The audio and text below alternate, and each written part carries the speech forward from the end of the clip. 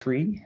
Uh, let's see, Daniel, did you have any announcements or anything we need to communicate business-wise? No, that just that today there will be a talk, one from the students from last year. Right. So yeah, which actually I'm very excited to see. It's like seeing what last year's projects and mini grants have brought. So yeah, should be a very nice opportunity to see what kind of things can happen in this summer school. Okay, so today we're talking about network science and graphs. I will just mention in advance, this is not exactly my area of expertise. As I mentioned, I'm a neuroscientist who's looking at neural data, which can be sort of thought of as being in a graph. And a lot of the kind of conceptual models that people use are involved in graphs. And also in the work on mentorship, obviously, we can think of the data sets as graphs. Hopefully by the end of the day, you'll kind of appreciate that sort of graph theory, graph analysis is a tool that you might use for analyzing data, but often that's going to be combined with something like the types of models that Daniel was talking about yesterday. But hopefully also we'll get a chance to demonstrate different ways to visualize your data. And I think that's something where the kind of ideas from graph theory and the tools that we have will be might be very useful for a number of different questions. So here's the schedule for this morning, or the session. I'll start with what I consider a very practical introduction to graph analysis. And this is based on a series of notebooks, which you guys should have access to. I'll apologize in advance. I'm running a local copy that's slightly modified from what's available online. So if you're working through them, you might see some small differences. I'll make sure to get the final versions of the notebooks uploaded once the lectures are over. And the differences are minor. It's mostly actually file names. So you should be able to find the relevant notebooks. So then we'll have a little bit of break. Then we'll have Loris Covington, who's a student at Syracuse who has worked with Daniel, if I understand correctly. Yes, he's waving there in the virtual space, talking about knowledge graphs. There we go, waving in reality. So I'm really excited to see his work. And then finally, I'll come back at the end of the session and talk about the academic family tree, which is kind of a core component of the mentorship data set, which has already come up a couple times in the school, and try to illustrate how these ideas from network theory, network science can be applied to a real live data set, and hopefully show you some of the power of network science and also the challenges of working with real data, which if you haven't encountered yet, you definitely want to appreciate in the science of science. Okay, so any kind of general questions or comments before I get started?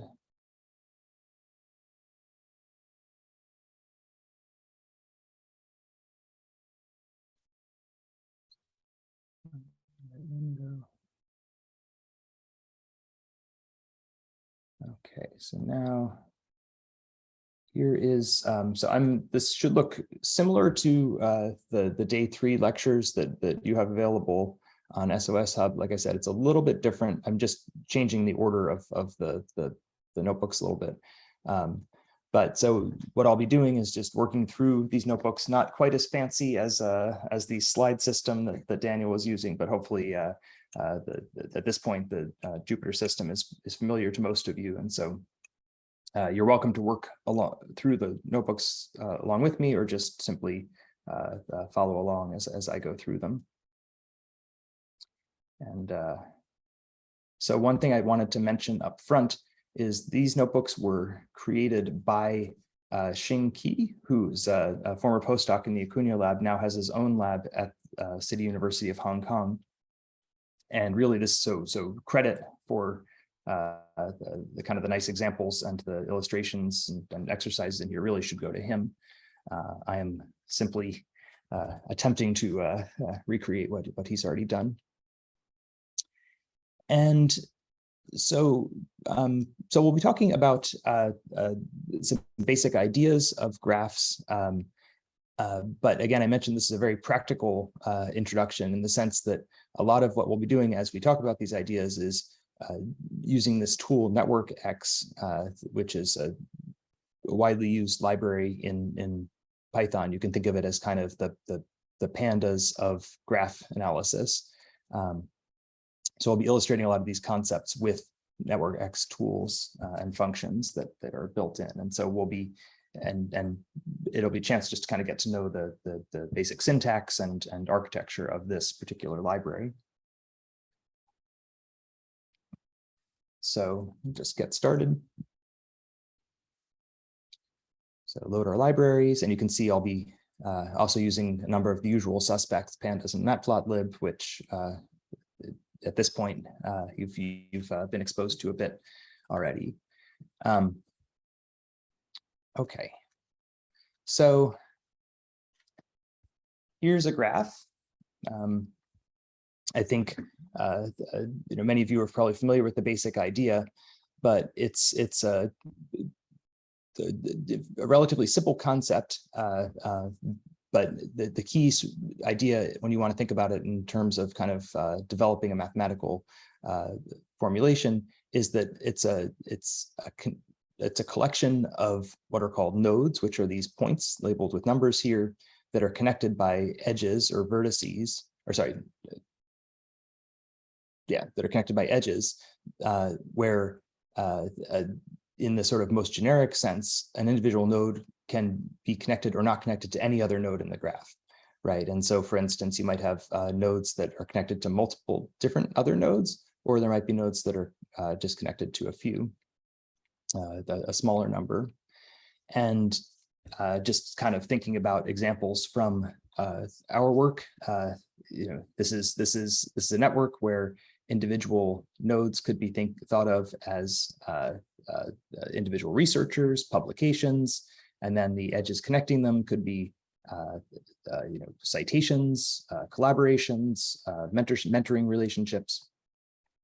And so the important thing is that that this relatively simple mathematical framework can represent a whole bunch of different things, right? And for today, or at least in these initial exercises, we're not going to worry too much about what exactly is represented, but instead talk about assuming we have come up with a nice definition for what the nodes and edges represent, how we can go about understanding the structure in large graphs that may be harder to understand simply by plotting their nodes and the relationships between them. Okay, so there's this library called NetworkX, and it has a number of different tools where we can sort of work through by hand and develop a little bit of a toy network. Obviously, if you're working with real data, you'd want to develop a script to take care of this. And as you mentioned, the graph that I'm showing you here was generated by NetworkX. Obviously, this is something that's this is a very, very small graph, so it's easy to see all the details. But when you get into larger graphs, obviously the plotting becomes a lot more nuanced in the sense you have to make more decisions about how exactly to develop your plot.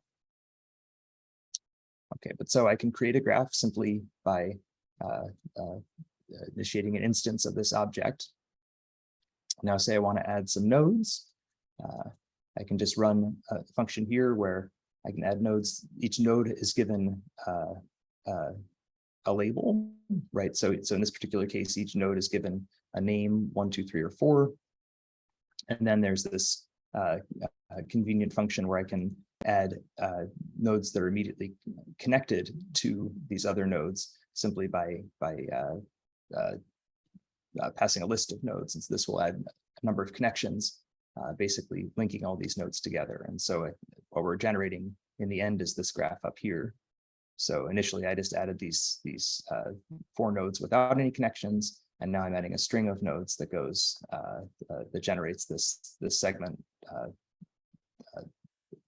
5 through 11. Okay, so just if you kind of working through in your head what we're building, you'll notice there's still a few different edges missing, And so that's what we can complete by adding edges between existing nodes. I can also add a path that connects a number of nodes. I can add a cycle. So for instance, to go in this little loop from 8 to 11, it'll add a loop that connects all the nodes. And we can also add multiple edges in a list. Okay, so if I run a sequence of commands,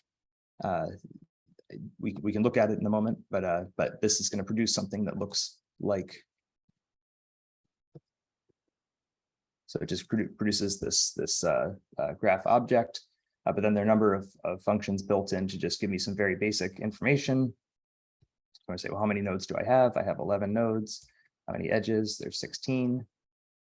And get a sense of what the names of the nodes are. Again, I'm just using numerical labels here, but you can use strings as well to identify them. And since this is kind of a Python-friendly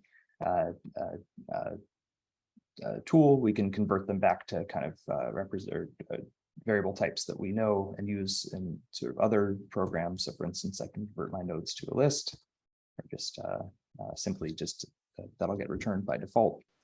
Can you define the word cycle here? A cycle? Sure.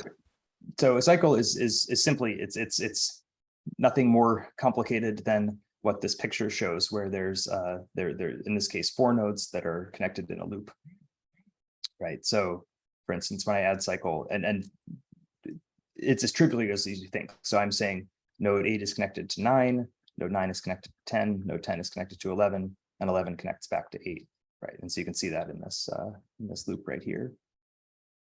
And then you notice that there's also these Thank you. connections across that are getting added manually in this extra line. So this is kind of a mishmash of commands, right? You wouldn't typically, if you're generating a graph, you would not be kind of mixing and matching these different commands. Mostly this is just an illustration of the different types of different ways you can add edges depending on how your graph is constructed or how you're thinking about it. Obviously, if you have a large data set, what you'll be doing is you'll be reading in information about nodes and having a script that's adding things automatically. Okay, so yeah, so we have nodes, and again, edges are kind of the other key component. Again, in the sense a node is an individual point in the graph, an edge is always referring to 2 points in the graph. And so again, we added edges using this assortment of different commands. Now I can pull them out, and you can see that I'm getting a tuple that represents the connection between each of the different edges that are in the graph. And same kind of sort of Python interface that we have, so we can convert them to a list, which is hopefully fairly easy to read as far as kind of which elements are connected in this very small graph. Okay, so here's our, again, I'm just loading an image that we've saved from the previous analysis. So if we look at the graph, we can see that, again, some nodes are connected to many nodes, other nodes are not connected to, or they're connected to a larger number of groups. And we know an individual node, and we're interested in finding out who it's connected to. We have the neighbors command, and that can also be converted to a list. And if I look at node 4, that's connected to 1, 2, 3, and 5 by these edges, and that's what shows up in our list of connections. You can also simply treat the graph as a dictionary, right? So now 4 is a key into this dictionary, and it's going to give you information about the nodes that are connected, and I could pull that out as a list. So these are just different syntaxes that might resonate with your style of programming, depending on how you typically work with things. Okay, so some basic concepts of graphs. I think the terms are hopefully somewhat familiar to you based on just the exposure you may have had in the past, but we have nodes, we have edges. The nodes that are connected by a single edge are called neighbors. Another term that's useful for understanding the kind of place and the connectivity of a node within the network is the degree, which is the number of edges that are connected to that node, right? And so again, we're looking at our node 4. We can ask what its degree is, and that's exactly the same as the length of the list of neighbors, right? So node 4 is connected to 4 other nodes, and so has degree 4. We can pull out the degree of every node. So now we get a nice dictionary, which we can iterate through or perform some statistics on, for instance. And we can ask one property that's often kind of characteristic of a particular graph is what do you think of as its density? How many individual nodes are connected to? So you might have very high degree or low degree depending on how densely connected a network is. So that's captured by some variables or descriptions like the degree distribution. Right, and that's going to be essentially a histogram of for a given degree k, what's the probability that a node has that degree divided by the total number of nodes. Right, okay, so what we can do now is just compute this distribution. So now we're converting, we're using pandas to convert our dictionary of degrees into a nice pandas series where the index is going to be the node identifier, and the values in the series are going to be the degree of each individual node. And is this, so series data frames, these are all hopefully familiar to you from the previous lectures. So feel free to jump in if it's not immediately clear what I'm doing here, because we'll be taking a few little advantage of a few different pandas functionalities to convert the graph data into something that's very easy to plot.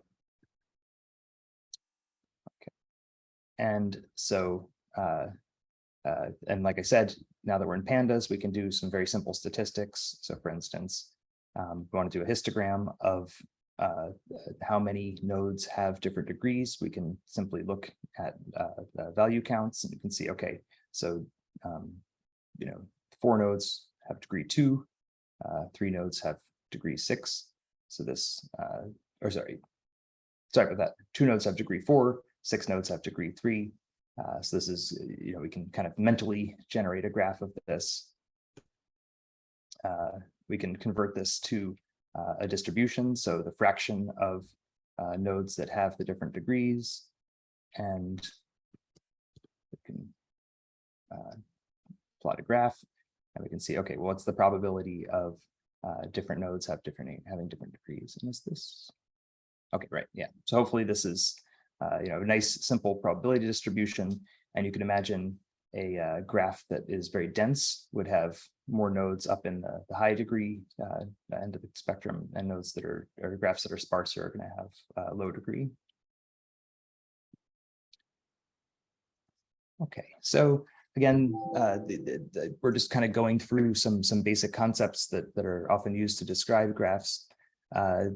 Another concept that's very useful, especially if you want to start performing kind of more statistical analysis on graphs, is the adjacency matrix, which is not the most efficient way of representing a graph, but it's a way that's useful if you, for instance, want to use linear algebraic kind of approaches to understand or characterize your graph. And so the adjacency matrix is very simply just a set of, so it's something that we can convert. Why is this? So this is automatically coming out as a sparse matrix. And so this is going to be a matrix that's going to be number of nodes by number of nodes, where each entry is going to be 0 if there's no connection, or 1 if there is a connection.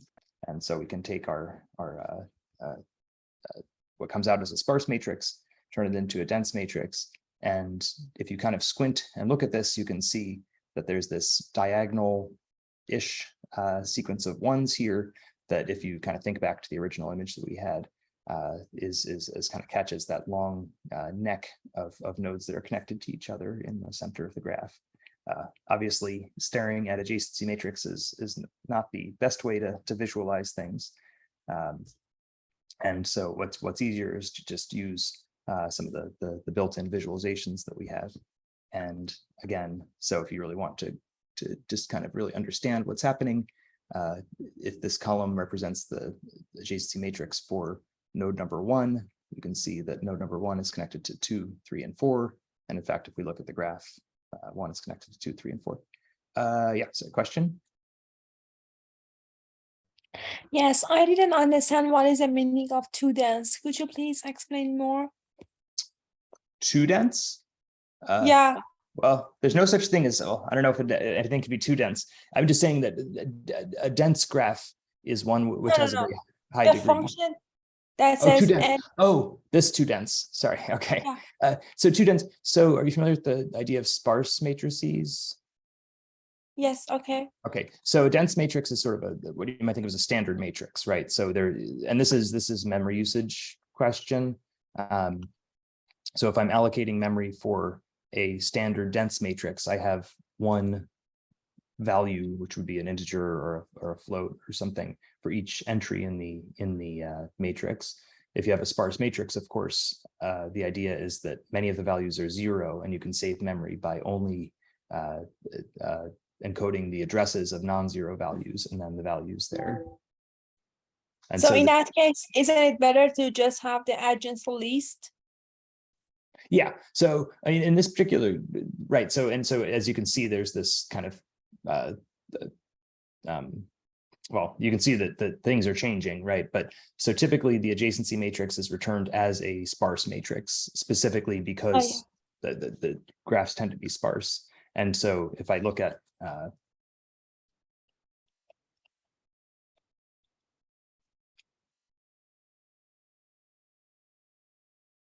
so if I look at this, it's going to be a sparse matrix, right? Yeah, And so this is what converts to a dense matrix. Thanks. I understood. Sure. Okay. Yeah. Does no, does the distance between the nodes matter at all for sparse versus dense representations? in your graph? In line 30? So, what do you mean by matter? 6 versus 7 is much farther away than 8 versus 10. You scroll down. Yes, right here. Oh, The you mean length just of the edge matter. so here? No, so there's some kind of optimization that's happening. I think so there are different ways to plot the graphs. I believe you can and we'll talk a little bit about weighted edges in a few minutes. But so by default, what it does is it tries to clump together things that have high connectivity. So you can see this little cluster here of 1, 2, 3, and 4 are all connected. So it tends to sort of draw those together. And then, and then it has some palette that's being filled up with the graph. And so it's going to kind of try to maximally fill in the palette while clumping together nodes that have a high level of connectivity. So I think if you think of these connections as springs, there's some kind of sort of kinematics equation that's being solved to kind of figure out the relative stretching of the springs that's going to reflect the density of connections. Yeah, and this is obviously once you get to a graph that's more complicated than this, the how the graph is plotted is a big part of understanding the relationships in the data. But at this point, there's nothing. There are no weights to the edges. So any differences here are not kind of reflecting anything meaningful, I guess, about the edges.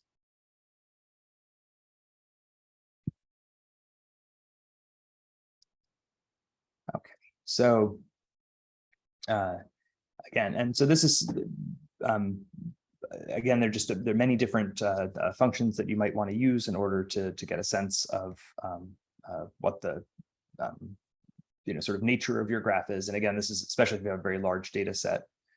So this idea of a connected component is kind of the first pass at clustering, right? So the connected component is a clump of nodes that all have edges or a path that you can follow to get between two nodes. And so, for instance, for this graph, we can count the number of connected components, and there are only one. You can get you can extract essentially a subgraph, and what that will do is give you again, we can convert the connected components to a list. We can look at this list, and we can look at the first entry in this list, and that's going to be this set of, and this is the curly braces here, I believe refer to a set.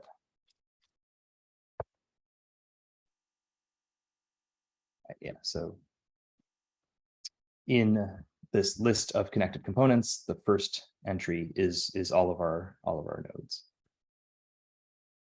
Okay, and these, we can work in place with these graphs. So we can simply, whenever we want to, we can add a new edge, and we can now look at this new graph where we've added an edge where these guys are often a little island by themselves.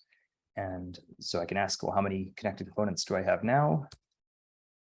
Hopefully, without having to trust Python, you can probably guess what it is. We now have two connected components, first connected component, second connected component. So, this, we'll talk a little bit about clustering in a bit, but this is obviously the easy cluster. Sorry, you added an edge, but you didn't add the nodes. Does that add it automatically? So the edge, yeah. So adding an edge here just adds the nodes automatically. Yeah. So that's yeah, kind of a quick and dirty. But if I add, for instance, if the edge already exists, it's only going to add a new node, right? So now, so it'll only, sorry, if the node already exists, it's not going to add it again. So these numbers are meaningful, and I think I go.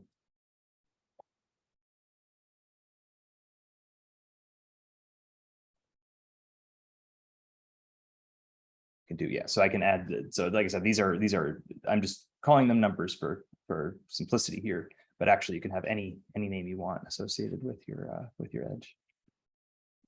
So now if I, right, so now I'm getting labels out that can be numeric. Obviously having them being numerical can be useful for a number of different reasons, but you can have any label you want. So often, again, this now we're getting into the sort of data science side of science. Well, sometimes you have some murky data. Maybe you just want to throw away everything that's not in your biggest connected component. So we can just kind of throw away this junk that we added and just get this single component that's useful. And right, so this is, again, to make a lot of analyses tractable. You might, for instance, just pull out a subgraph using the subgraph command, which again will use this the largest connected component object. Again, it sort of works within the NetworkX ecosystem, so you can feed that into the subgraph command and get just that original graph. So again, this is a little bit, these are just maybe useful depending on what kind of what specific problem you're looking at, but hopefully it just gives you a sense of the syntax and the options that are available to you. Oh, sorry, and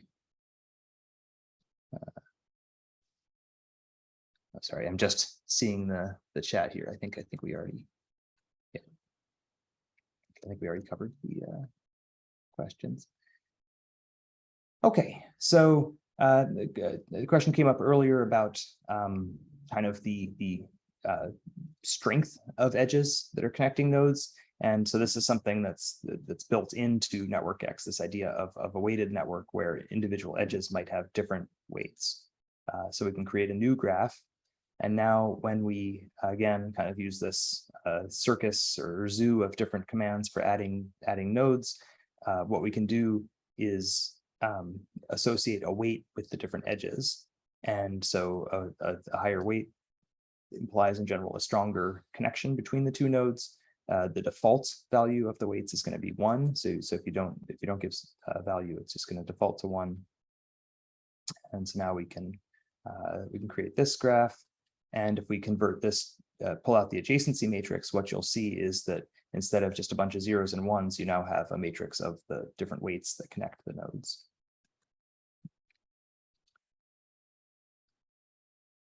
Okay, so the degree, again, is typically just counting edges. So this is, again, we're just calling the same command from above. Again, node number 1 is connected to 3 other nodes, so it has degree 3. But you can compute a weighted degree simply by passing this weight parameter. And just to kind of, typically you might only have a single weight. So this value weight that I'm passing to my node creation is going to be stored as a property of individual nodes. In practice, you can actually have multiple weights within your graph to characterize different aspects of the edges. That gets a little bit, I don't think we'll be covering that today, but just to kind of give you a sense of the richness of the data structure and what you might be able to do with it if you had a more complex data set. But just to kind of illustrate how you can use weights to kind of factor into your degree calculations, this is basically just taking a weighted sum now of the edges. So if we take the sum of the strengths of the edges coming out of node number 1, 4 plus 8 plus 2 is going to be 14, right? And that's what we see here. And so we have this weighted degree, which again is, if you think about this as the kind of how strong the strings are that are connecting the nodes, this is going to give you an overall level of strength of connections. Okay, so what might you want to do with this? Well, one thing you might want to do is look at the distribution of weights here. And I'm just pasting in this solution just so we can kind of, I think this is an exercise in the original notebook, but now we might want to get a distribution of weighted degrees across the different nodes, which again, even though we only have 3 sort of different degree value, raw degree values, now with the different weights, we'll see a richer set. So now we can do the same thing as before. We can convert our weights to a series.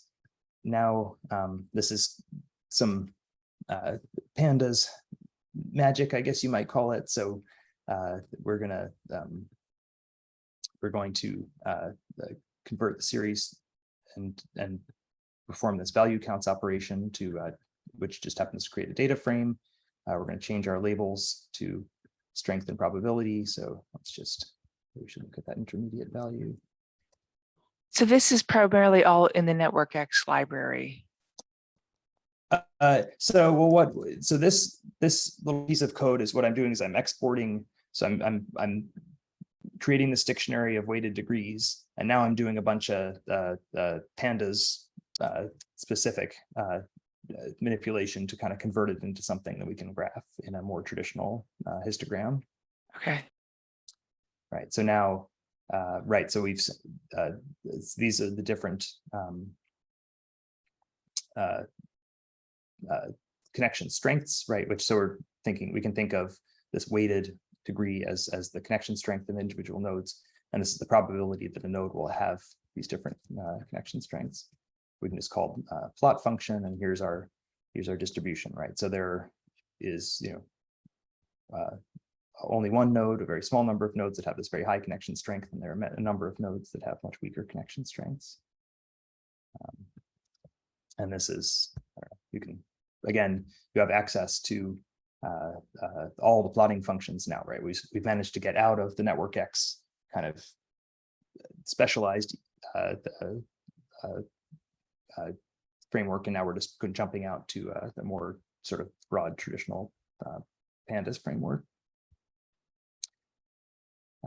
So again, yeah, these are not the most beautiful graphs, but hopefully this gives you a sense that you can take the graph data, perform some simple analyses in NetworkX, and then get it out into whatever kind of plotting or visualization system you might want to use. Okay. So again, and so the sort of practical details of using the graphs, but again, there also are these sort of important ideas that are at work. Another thing, and we'll talk about this in the academic family tree data later, is this idea of a directed network, right? So in the examples I was showing you above, there were edges there was no kind of sign to the edge, right? A connection between 1 and 2. 1 and 2 were kind of equal members in that relationship. But often if you think about kind of information flow or any sort of nodes acting on other, there might be a direction to the edges. So here are, again, we're just adding a bunch of edges. These are this is a new graph that we're forming. And so notice that what's different is now we're creating what's called a directed graph using the digraph command instead of just plain old graph. So now when I add edges, the order of the nodes in the edge is going to matter. So when I add edge 1 to 2, you can see that the arrows are kind of tiny, but you can see there's a tiny little arrow pointing to 2, which indicates the direction of the connection between the two. If I convert to an adjacency matrix, what that means is now the matrix is not symmetric, right? So the row tells you the source and the column tells you the destination of the connection. So again, we can take a weighted adjacency matrix. This is the exact same thing as we had above, just using this weight function. That's interesting to notice. So here I'm passing, and this you have to kind of love Python kind of argument systems, right? So I'm passing, instead of using the term weight, I'm just setting weights with this W. So then when I kind of want to reference weights, I'm just referring to the W variable. So you can have any number of weights that you have embedded in your graph if you want to use them. So I can count degrees. This is for node number 3, which is, and notice that this is the in degrees. So this is the number of edges that are pointing into node 3. This is a list or a dictionary of all the in degrees and out degrees, which is going to, again, since it's now a directional graph, this isn't going to be symmetric, but you might have different values. And you can imagine that nodes that have a lot of impact on other nodes will have a large out degree. Nodes that are receiving a lot of influence are going to have a large in degree. Okay, and again, we can just do weighted in degree and out degree the same way as we did with the regular degree functions above. Okay, so that was the longer the notebook. So we have a few other exercises to go through that just illustrate a few other kind of ways of looking at graph data. But again, these are just the very basic concepts that are useful to just thinking about the sort of inner workings of a graph. Any questions specific or general about just thinking about or working with graphs?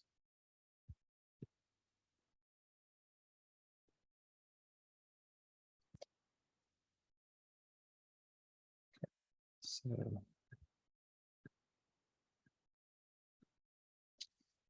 okay. So next is going to talk about centralities. These are a question that comes up often when you're talking about social networks or publication networks is there kind of an important node, right? And so this idea of centrality is essentially saying how important is an individual node with respect to the other nodes in the network. So here, this is a little bit modified. So this is a we have a data set, which again, I'm working locally, so the path here is a little bit different but this is available on the SOS Hub server. What we're going to do is load a toy or a small data set that characterizes some co-authorship, so a network of co-authors. And this is the GML format is a text format that is easily interpreted by NetworkX. And so I think this was probably dumped out of a NetworkX graph, and it has just a bunch of kind of specialized strings. So we can say, we can identify individual nodes. In this case, we can give them numerical IDs, but also labels that would reflect the author names. And so this is a list of nodes. And then also embedded in this GML file is somewhere a list of connections. So again, we have these little node identifiers, information about nodes. Here's an edge identifier, which is telling you the connection between two nodes. And I don't know what the values are in this particular case. I guess it must be, maybe it reflects something about the number of co-authorships between individuals. Daniel, are you familiar with this data set? No, I don't know the data set. Okay.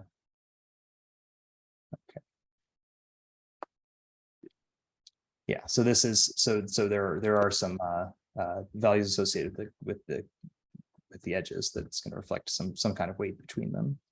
Okay, so we can load it in. We get the number of nodes. So this is a much larger network now that we're working with in this case 1,500 authors and 2,700 co-authoring relationships.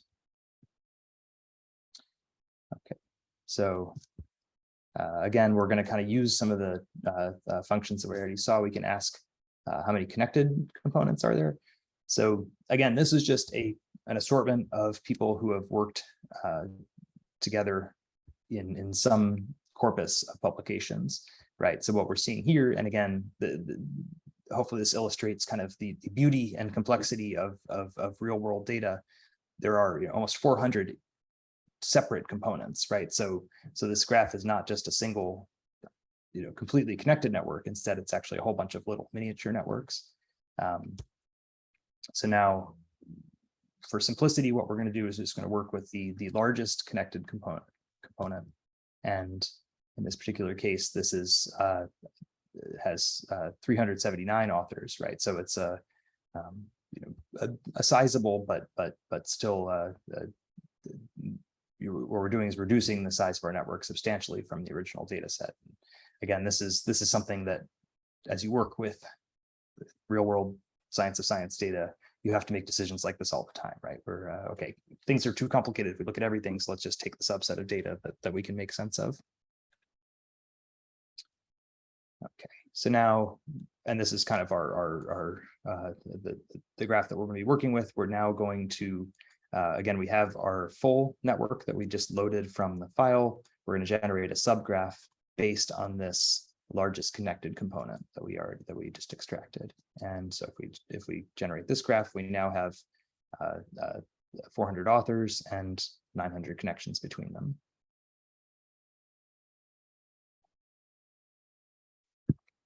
Okay. So again, what we're interested now in looking at is, are there important nodes in this network? And of course, importance is a subjective term, and so we have to be a little bit careful about the definition of importance.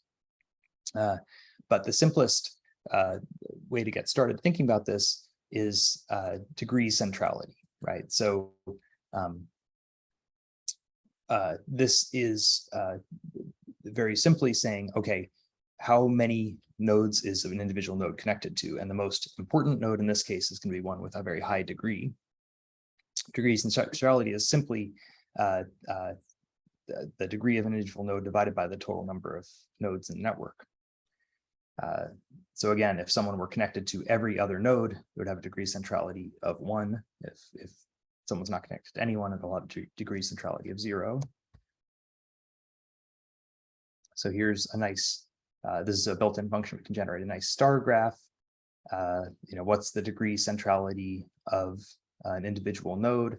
Well, it looks like node 0 is going to have a very high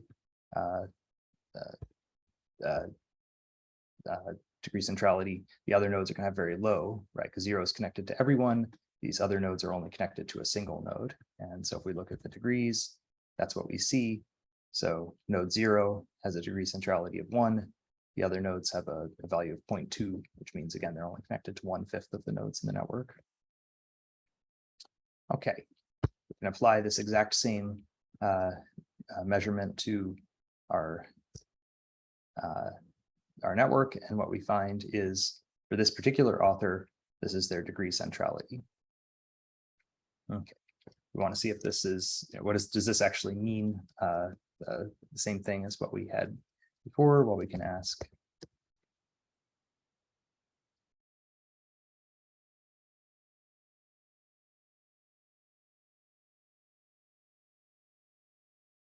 Well, we have it in the next line, sorry.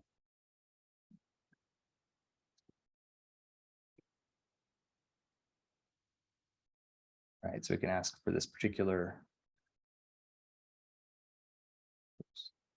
See.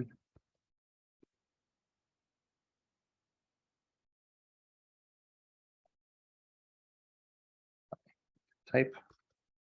Right, so this particular author has co-authored with 27 different people.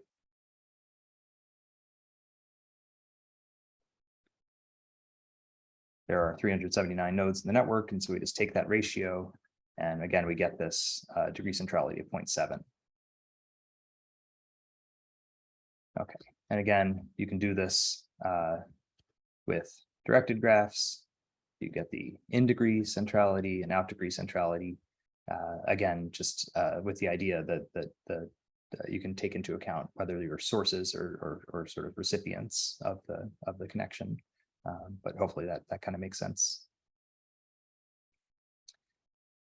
So that's the degree centrality is a nice way to kind of get started and look at individual nodes.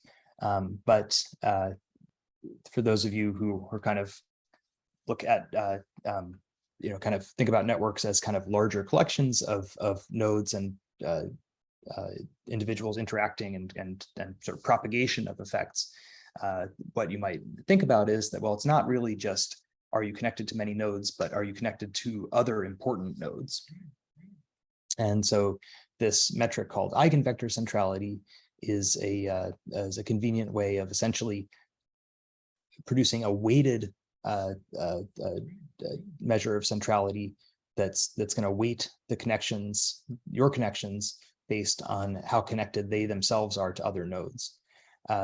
So again, if you think about this, this is sort of an iterative calculation, because you have to think, okay, how many nodes am I connected to? Who are they connected to? Who are they connected to? So the calculation involves a fairly simple iterative formulation where you're applying the adjacency matrix to kind of the original to compute kind of an importance of each node. But you actually have to iterate over iterate over the adjacency matrix multiple times in order to sort of have these weights propagate. And so I guess given the time, I'm not going to go into the details there, but here's our graph again. For some reason, it's shown up as a slightly different shape than before. So eigenvector centrality. So just if you think about it, if you apply the adjacency matrix over and over again, what's going to happen is you're going to eventually kind of converge on the first eigenvector of the central or of the adjacency matrix. And so first of all, we can compute it. And what this is saying is again how this is giving you this different measure of centrality, and we can actually compare that to degree centrality.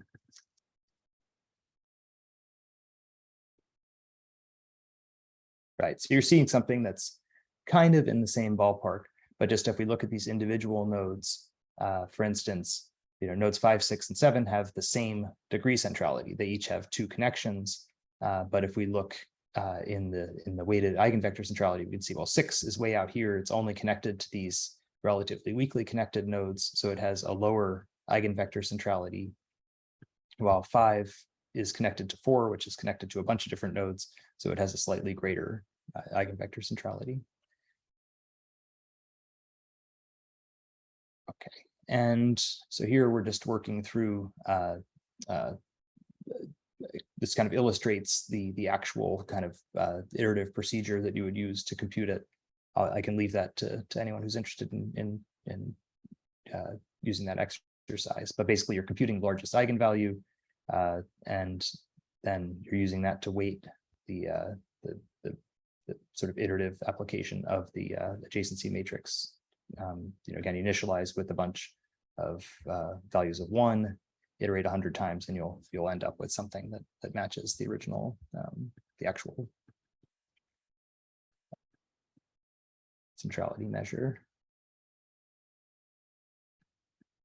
Right, and let's see, I think we just need to weight it. And so that's the eigenvector centrality, and we get the same thing out in both cases. Okay, so we can do this for the co-authorship network. And again, we see that we can just measure a weight for this particular author. Okay, and I don't know if you remember, there was a weight that was associated with the different connections that reflected the number of papers that people had co-authored with each other. So, for instance, this I think is 1 over the number of publications. So maybe it's 2 publications, and we can again we can pass in this weight. And if you think about this again, this just passes those weights into the adjacency matrix that's being used for calculating eigenvector centrality. And we can ask, what's the weight? Obviously, looking at these raw values doesn't tell you too much, but it's the relative eigenvector weighting that's, or the eigenvector centrality that's going to be important for understanding people's or nodes' relative importance. Okay, PageRank. This is taking into account that it's not only sort of the importance of connections, but sort of how if it's important, it has a large weighting, but if it points to too many nodes, then it loses weight because it's essentially just kind of spam, right? So we want to get rid of spam by only identifying nodes that have connections with important nodes. And so this PageRank calculation is built in. And again, the absolute values of these values are you're going to need to look at that compared to the individual nodes. But we can, again, we have this built-in function. We can use PageRank to measure how sort of important nodes are. So finally, closeness centrality. This is again, using trying to look at sort of position of nodes within the network. Another way to think about closest centrality is just what's the mean distance from a node to all other nodes in the network. And so if a node is very central in the network, it'll have a short average distance. And so so if you take the average distance divided by the number of nodes, or distance divided by the number of nodes, that's the average distance. Closeness is just 1 over the average distance. And so here you might imagine 2 is going to have a relatively short average distance. Nodes 4 and 0 are going to have larger. So we have these, and these are just sort of nice built-in functions. This is the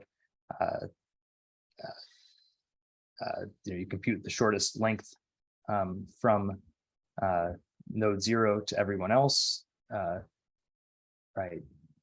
This will now just compute closeness centrality the same way as with gives you something back in the same format as the other centrality measures, and we can just again compute closeness centrality for the different authors. All right, and for visualization, again, what we might want to be able to do is sort of compute how kind of factor in that the centrality to our graph to kind of highlight nodes that are important in this according to the centrality measure. So here is just the quick and dirty plot that's generated using the network that we've loaded. You can kind of see there seem to be a few nodes that are kind of central, at least when you look by eye. There's this option that you can pass into the graphing function where you can give a list of node sizes. And so this list needs to be equal to the number of nodes that are in the network. And so what this is doing is it's going through, here's a list of the node identifiers. It's now going to pull out the eigenvector centrality of each of those nodes. There's some conversion factors to get the display to work out nicely. And so again, there's a lot you can do with this, but you can see that there are these very big circles. Those are the nodes that have large eigenvector centrality. Okay, and here's some references if you want to see this has actually been used in some previous work. So lots of little details, obviously, to go through. Any questions about just the sort of very basic concepts of centrality? And obviously, the specifics would depend a little bit on the problem that you're looking at. Is this where the nearest neighbor model comes from that we talked about yesterday? I think was one of the model choices. I missed that part of the lecture, so. Yeah, not really. The nearest neighbor is, I guess you can think of the nodes as data points in the training data set, and I guess the distance. I guess if the edges,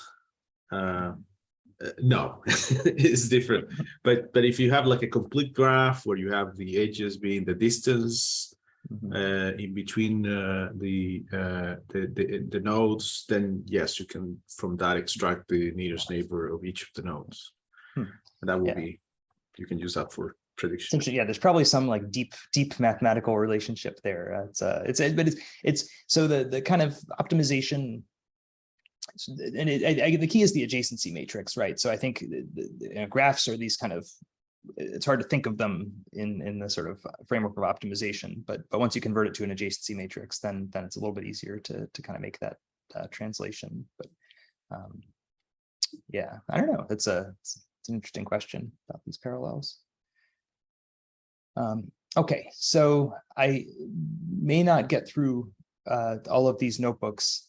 I'm trying to think well, I'm just going to touch on the clustering. The visualization is pretty straightforward. You can, if I don't get there, you can take a look at that yourself. But maybe we'll have time.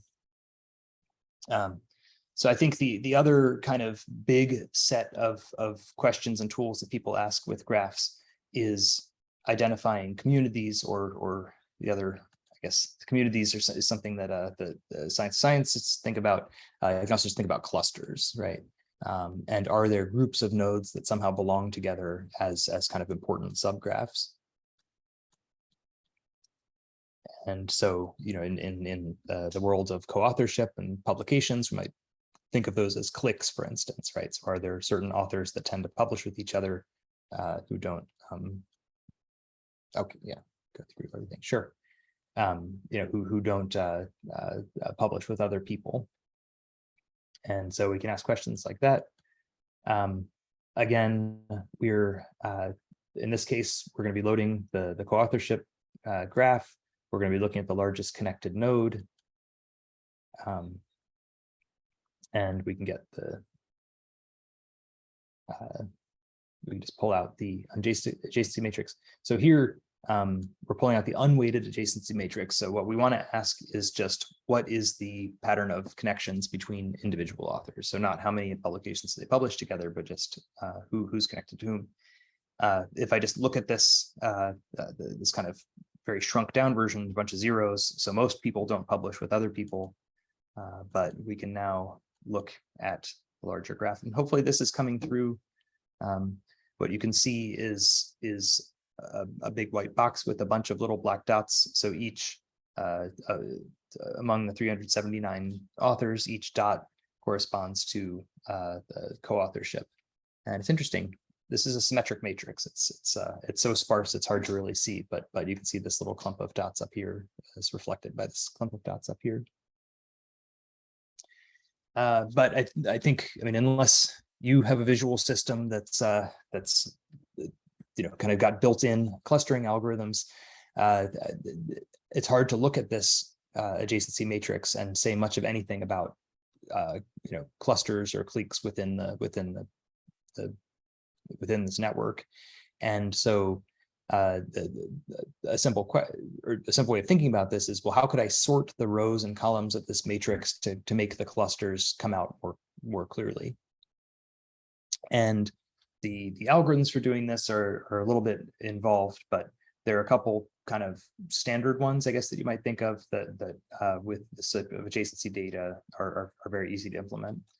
So one of them is the Louvain algorithm, and so I can just, gotta love, I've already installed this, but this is one of the beauties of Jupyter Notebooks. You forgot to install something, you can just like run pip and install it. And so this is a toolbox that's open source that's available. That I think that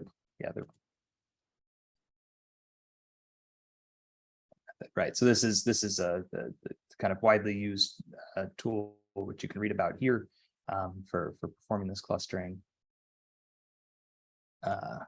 This package implements it, and it's NetworkX friendly, so it's very easy to work with.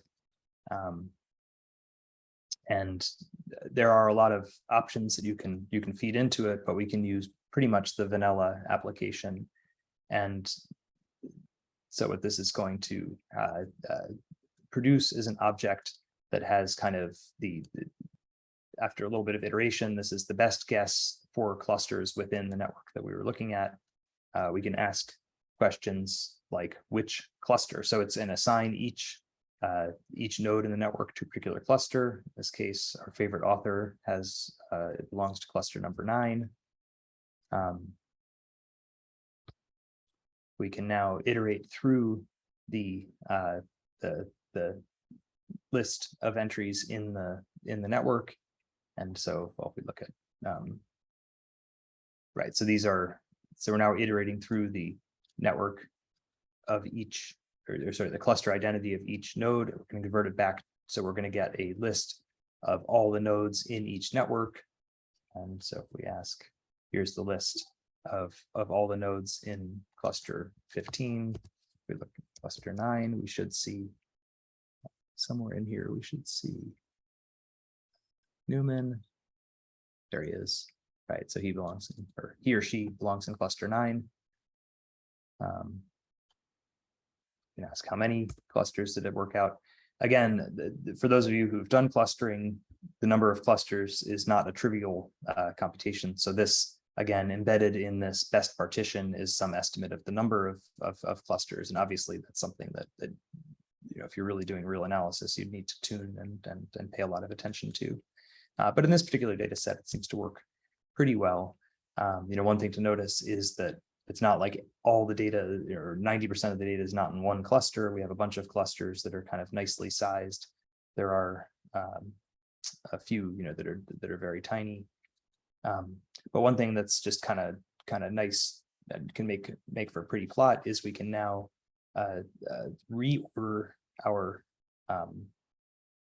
list of nodes basically by stacking together the members of each of the different communities.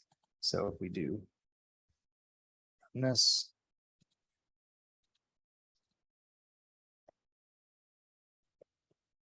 this is a list of everyone, all 379 people, but ordered by which cluster they're in. So now if I pass this node list, so what this is going to do is it's going to pull out the nodes from the network in the order of the list that I provide.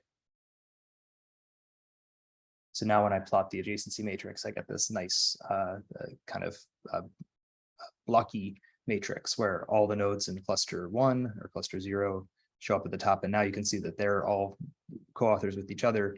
And again, you got to be a little bit careful here because obviously this even with a random data set, you can get some kind of clustering, but you can start asking questions. Okay, well, is there really actually more density here than would be predicted by chance for a random matrix? And in this case, a lot of connections here, very, very sparse connections out here. So it looks like in this case, this clustering is actually accomplishing what we want to reflect kind of real communities in this graph. Okay, so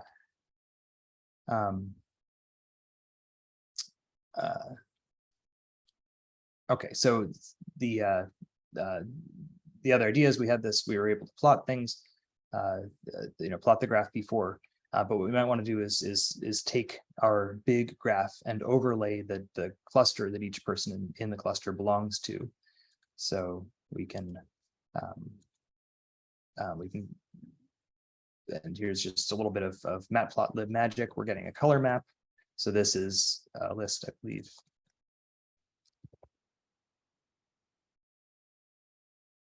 Oops. That doesn't have a list. Okay. Anyways. Size. Anyways, this is going to, it's going to generate a color map that's equal to the number of communities, right? So we have 18 clusters. So this is going to take the Viridis color map and take 18 different values that span the color map. And so here are 18 colors, and this we can color each community with a different point in this graph. And the way we do that is we pass into the node color value. Again, we've sorted our nodes according to this sorted list, and so we're just making sure that the node size is going to reflect the centrality of a node, and the node color is going to be the community identity of the node. And if we do something like that, then we get this nice pretty graph. It's very good to plot your data to try to understand if these clusters are real. But I think this is a case where we can see something that's at least in some cases pretty believable, right? So definitely the different colors are showing up in clumps with each other, and so again, it looks like they might be real. Okay, question is, these are discrete. What about when you want to choose algorithms that allow overlapping communities? Yeah, that's a good question. I mean, I don't think there's any reason you can't do that. Obviously, visualization is going to be a little bit of a challenge, just because you need to somehow, if a node is a member of two communities, you need to somehow indicate that in the plot. I'm sure there's something you could do to illustrate that. But again, I think it would be, I guess the question is, are you really truly assigning people to two different clusters, or are you going to assign individuals to kind of give them probabilities, right? There might be a probabilistic assignment where one node has a 75% chance of belonging to one cluster and a 25% chance of belonging to another cluster. Yeah, and and I guess at some point this becomes a question of whether that's how useful that is, and it's going to depend a little bit on the specific scientific question, I think. Yeah, so I don't know. I guess the point is it's hard to say anything too general about it, because obviously, it can make your problem a lot more complicated. Having sort of discrete assignments is going to introduce some error, but at least kind of it simplifies some of the constraints on what types of outcomes you can have. But yeah, I guess, yeah, there could be cases. I guess I'm not aware of a specific analysis that's used that or taken advantage of that. But yeah, I don't know if you had a specific case to think about. That'd be great. Okay, and I'm not gonna. I just pasted in some code here to run this other clustering algorithm. So there's sort of the second most popular way of clustering is the Leiden algorithm, and you can worry about the details here. So this, but basically just to kind of point out that clustering is not trivially simple. Here we're just using a different algorithm. I don't know the details of it, but you can get different cluster assignments if you do that. And if you, I don't know why this is graphing different, the graph is showing up differently, but you can probably find a pretty strong correspondence between some of the larger clusters, but if you're using a different criterion for clustering, you're going to get slightly different assignments, and those are, you know, either signal or noise depending on what they're actually reflecting. Okay. So this is, again, a very high level introduction to clustering. Obviously, there's a lot to it if you want to apply it to your data, but hopefully these are some tools that you could use to get started if that was something that was interesting. Okay. Any other questions? Okay, so there's a request just to at least touch on everything. This is a very short notebook, that the fourth one, visualization. Basically just to kind of illustrate that there are a number of different ways. Again, this came up earlier, you know, why exactly does NetworkX plot the data as it does? Well, because it has an algorithm that plots it that way. It actually has a number of different algorithms for plotting. So again, we can load our same graph data.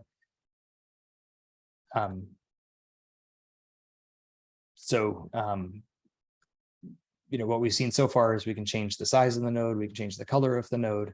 But again, you know, really for visualizing, the question is, how are you putting the nodes down next to each other, right? And that's, you know, this is, in a sense, this is the question in visualization, right? You know, and there is no right answer. So rather than saying that there's a single way to do it, what NetworkX does is provide you with some tools that lets you try out different types of algorithms for generating the plot, right? So I kind of already pointed at this idea of thinking about edges as springs that are connecting the nodes, and so I think that's probably the most widely used algorithm that people would use for just kind of taking an initial look at their data. Again, trying to kind of minimize the energy that's stretching the springs in order to get everything pasted down on the page. And so so this idea of layout, this is kind of a view of the network, right? So this is our network object. Now we're converting it into a layout, and that's stored in this algorithm. Again, so this network pos is going to be the position, the XY position of this node in the graph space. And again, we're just now we're able to pass in the specific position of the node, so that you know, we can actually control the individual place where individual nodes go, and so you can generate this graph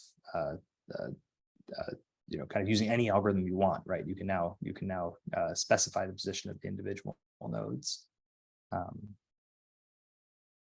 And I guess this is the only. Yeah, so that's so there are a bunch of different algorithms. You can look at the different algorithms, and again, you can use your own algorithm to generate these positions as well. Okay, so again, we can specify size. I guess we kind of already went through this. Here we're measuring just degree centrality, so it's going to make the nodes with more edges larger, and so now we're specifying the position of each node and also the size of each node using these parameters.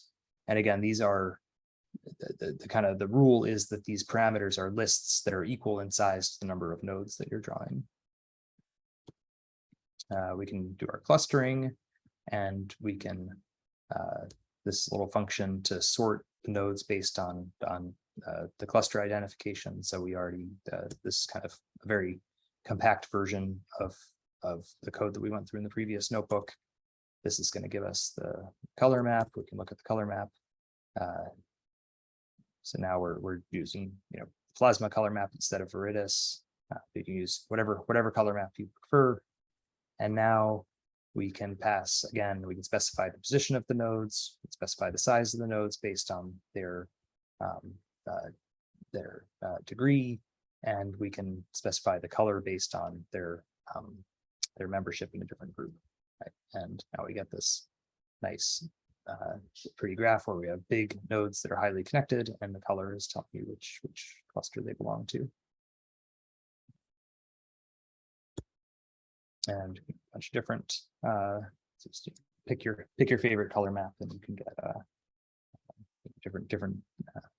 Again, the exact same data, just visualized slightly different depending on which color palette you use.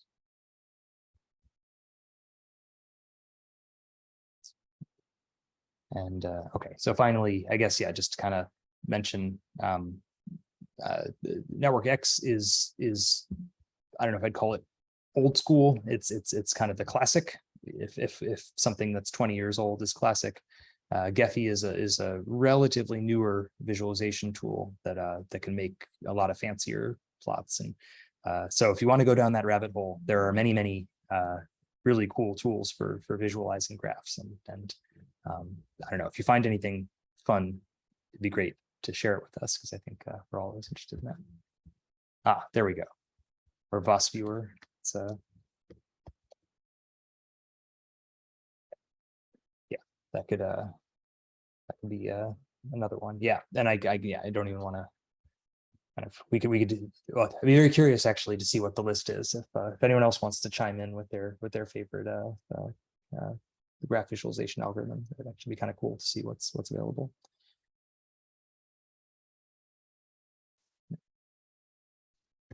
Oh, what's this?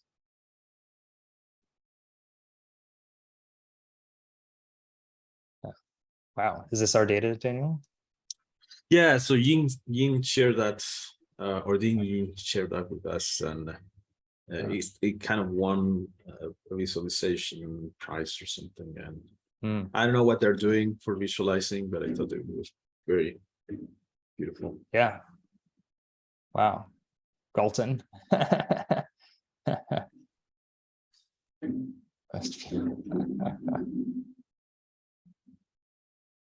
Wow.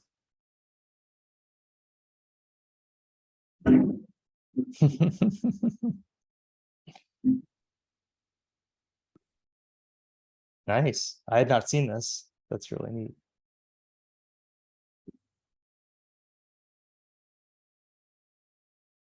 Yeah, I think people use, I don't know what they're using, but What makes it, I'm just wondering why what makes it tilt? I think they're analyzing how much homophily it is in gender. Yeah, I see. Okay, males tilt left, females tilt right. Huh. That's cool. All right, so this may not be a canned package. They probably had to do a little bit to make these pretty. This is cool. I had not seen this. Yeah, there you go. Physics. Tilting male. Who's the balanced? There we go. Okay, it's interesting how this is about as female tilted as things get. It's very interesting. Yeah. All right. Oh, great. So that's fun. Yeah, and it's, I mean, it's there we go. Thanks for chiming in, everyone, with your favorite plotting functions. Maybe we'll stash that in. We'll paste those into some Slack channel. That'd be kind of fun. All right, good. And okay, we're kind of on schedule. This is a good chance for everyone to take a break if you like. We're, I guess the next item of business is 10:45 Eastern time. So it looks like it's in about 20 minutes. So